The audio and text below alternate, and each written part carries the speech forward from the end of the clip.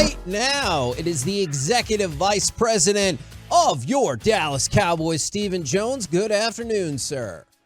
Good afternoon, guys. How you doing? We're doing good. I was hoping you could give us some insight, whether from the team's perspective or the league's perspective. We were just talking about the S2 cognitive test. How big of a deal is that in your organization and for grading out quarterbacks as well as other positions maybe? Yeah, we put a lot of we actually use S2, and we feel like just the quote unquote test that we've historically given in terms of whether you call it IQ or football IQ or whatever. A lot of men, a lot of people learn in different ways, and certainly some people have unique skills in other areas in terms of how they view things and how they respond and what you feel like they see. And we think it's been a very helpful, productive test. And then we relate it to it's position by position of where we would want them, to have better scores than others. And, some positions it doesn't hurt you as bad if you have a low score in an area. And so it's a helpful tool for us. Do you have any particular insights, or can you tell us anything about maybe the positions that are not impacted as much by a lower score? Oh, I think they're all impacted, but you can have low scores in some areas and high scores in others. And that can help you out position by position, whether you're a quarterback, whether you're a running back, whether you're a defensive tackle or end, whether you play more outside or, have to see things quickly if you're playing inside. All those are things that you look for and they test for throughout the testing process.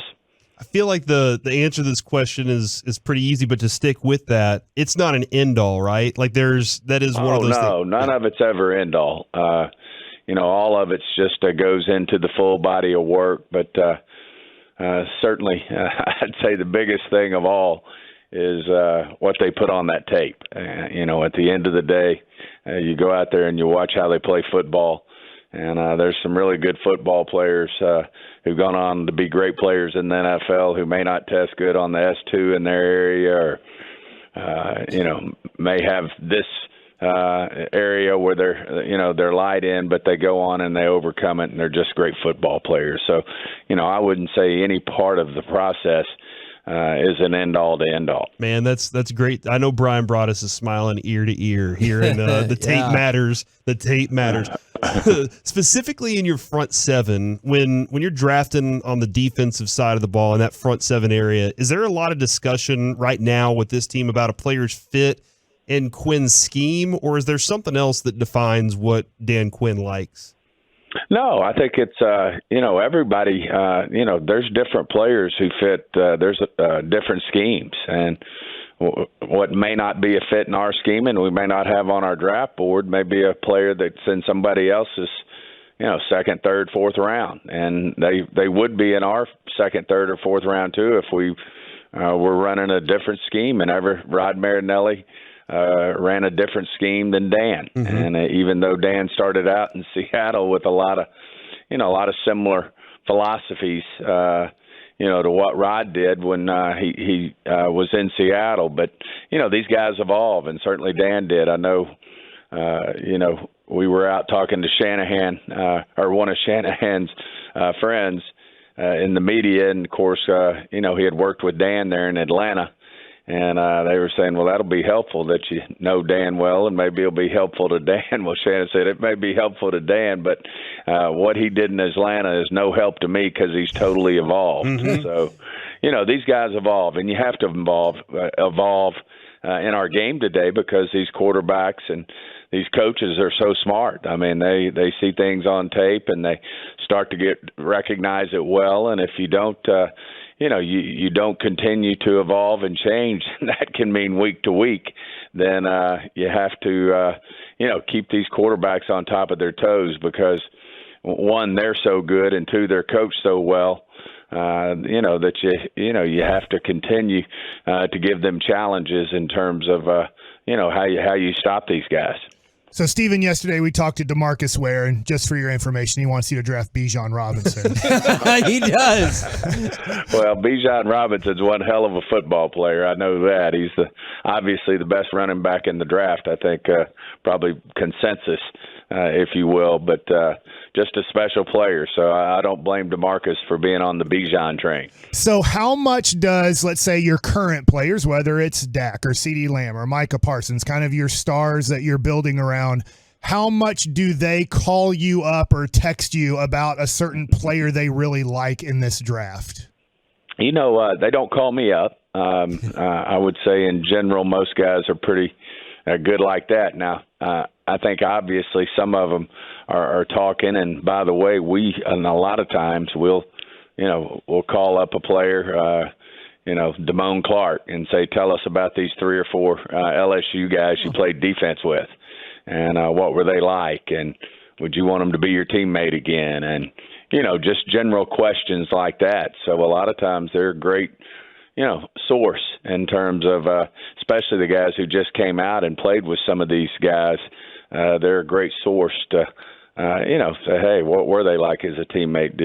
Would you want them back? Would you want to play with them? Those are all important things, and you take that into an account as well, because most of the time it's hard for these young men not to root for former teammates, things of that nature. But it can be very useful and helpful. But I wouldn't say that Dak's knocking down Will's door, or my door, or Jerry's door, McCarthy's door, saying, hey, take this guy. If he's asked, he'd certainly give an opinion. But that's, like we said, we have a lot of things that go into the mix before you come up ultimately with a final grade and a consensus of where this guy would fit on our team. Well, to add to that, does Dak maybe slide a wish list across after the season and say, hey, maybe this? Well, the quarterback obviously has a great feel for your team, Mm-hmm. and, he might talk in general.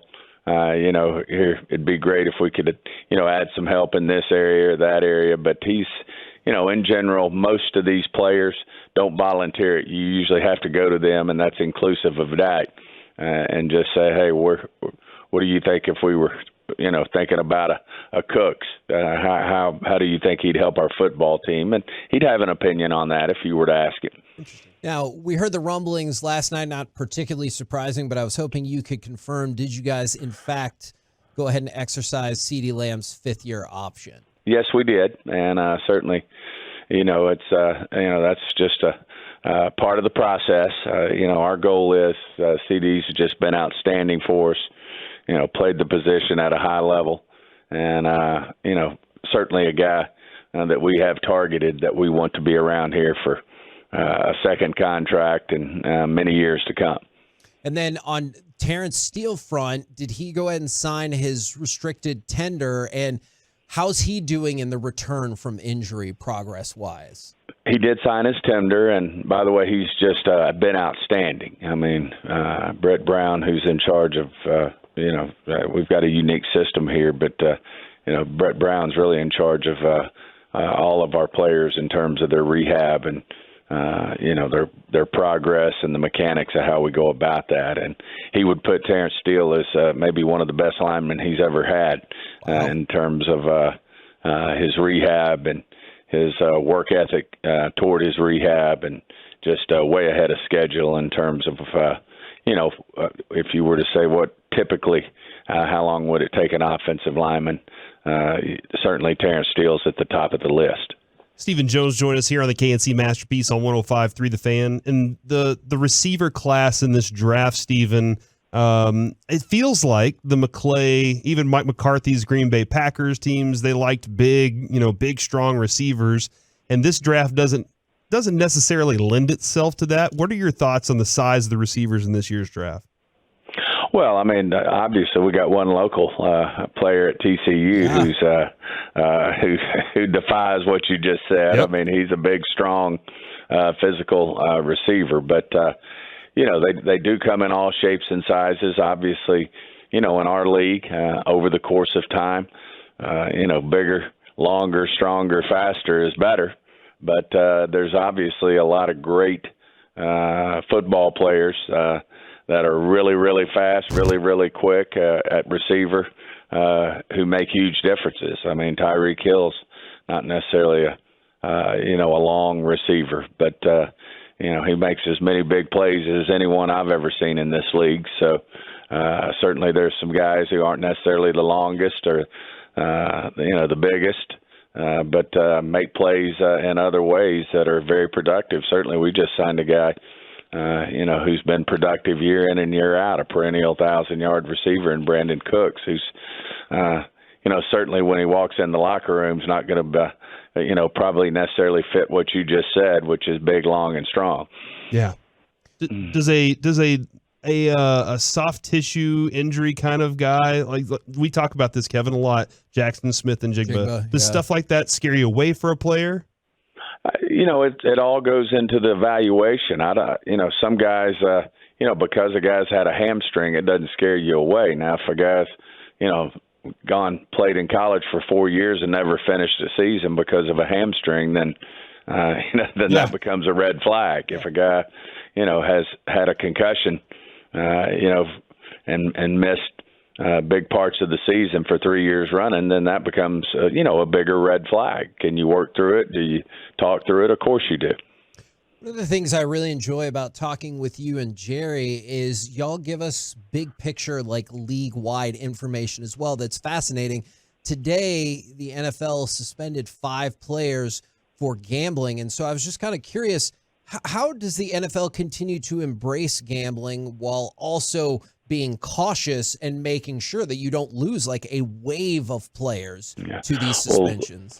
Well, let's start with this. I know no details about the suspensions other than it flashed across my phone, so it would be very unfair for me to comment on any detail of the suspension, those type of things. Certainly, when you are involved in, and as the league is in sports gambling, you certainly, you want the integrity to be through the roof, and certainly, as part of playing in this league, part of being an owner, a manager, an employee for an NFL football team. When it comes to, I know where we come down on sports gambling, then that becomes, that becomes where the red line gets real bright. And but like I said, it'd be very unfair for me to comment because I know nothing about these latest suspensions. But certainly when you do have sports gambling involved, then it's always been an issue that it's part of what you give up when you play in the NFL. Certainly when you play college football, you can't be involved in sports books, sports gambling, things of that nature. And that's regardless of if it's at the facility, at your house, wherever. You cannot sports gamble if you're in the NFL. That's it. Okay. That's what I was curious about. Thank you. But you can walk through like a casino. Like Stephen can walk through the casino and say, I'm going to throw this blackjack down real quick. Oh, yeah. I think that's certainly didn't just read the rule book here right before I got on this radio show, but yes, it's my understanding that you can certainly walk in a casino. You cannot walk in a sports book. Okay. All right. That's a lot more clarity. Appreciate that. You have Micah and Fowler and DeMarcus and Dorrance. Let's say you have a Nolan Smith sitting there in this draft. Would you want to add more to this current pass rush? It goes back to, and certainly this has nothing to do with a specific player. This is a position, just in general, philosophy of ours is that's where you always do well, picking the very best player on your board. And you just, from contracts that'll be coming up, injuries, all the things that are not foreseen, to pass on a player if you're sitting there picking and he's the best player on your board by a long shot, then I think that's where you can make your biggest mistakes. I don't think you say, boy, we've got, 5 safeties that we love. Boy, we got, 6 pass rushers that we're really like on our football team. So, we're just not even going to grade the pass rushers this year because we don't need one. That's just not how this works. And, boy, if we see a pass rusher that we think's unique that can really bring value to the table. Drafting young guys who are going to be, going to be around for 4 years, 5 years. You can't go wrong drafting players that you feel like can make a big difference on your football team, whether it's a pass rusher, whether it's a safety, a corner, a quarterback. All those are situations where if you feel like they're great football players and the best player on your board, then you have to stay with that. Now, if you're in a round and you've got in our grading system, you're picking in the second round, you got 5 players, all different positions from a 1-2-1 to a 1-2-4. Top of the second round players, then I think you do. And we feel that way that if the 1-2-4 is more need than the 1-2-1, then you certainly would consider that. The last thing I'm curious about, especially since we'll still get to talk with you next week leading into the draft, which is great, is the NFLPA president posted up a letter, again, releasing this study that says that grass fields are shown statistically to be safer than the artificial turf fields. I'm curious, did you read the letter? Have you seen the study? And do you have general thoughts about that as they want to push for all grass fields? I haven't seen the comments from D at all. I haven't seen their study. Being a member of the competition committee, I know we go over it every year. And it is, within the era in that range of to where there's not a big difference, whether it's turf or grass. If you were to poll the players, I'd probably give you they probably prefer to practice and play on grass. But at the end of the day, certainly if there was something material in terms of grass versus turf, it would have been a bigger discussion up to this point. But when you look at the margin of error and the injury data, on grass versus turf, then it's negligible. Well, Stephen, we really appreciate it. Next week, come prepared. First question is going to be, are we moving up or moving down in this draft? All right, so we'll be rocking along next week. You got to tell me who's sitting there, and that would be a long, in-depth process. So this sounds like you better clear out some time. Real quick. Yeah, it could be either one of those. All right. Excellent. Thank you very much, good sir. Thanks, guys.